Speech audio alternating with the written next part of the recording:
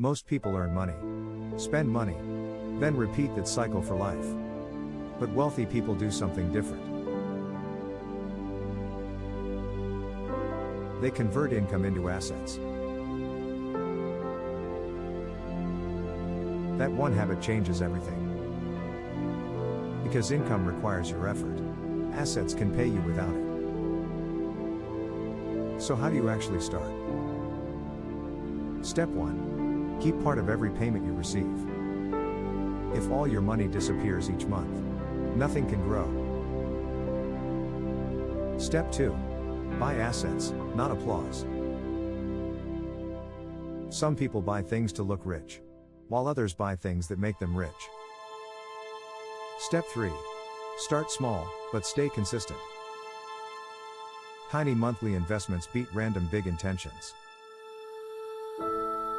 Step 4. Reinvest returns. This is how capital compounds quietly in the background. And step 5. Keep upgrading the skill that funds it all. Because stronger skills create stronger income. And stronger income builds stronger assets. This is how ordinary income becomes extraordinary freedom. Is your paycheck building your future? Or financing your habits? Subscribe to Skill Yield Lab. Because the next level after assets is financial independence.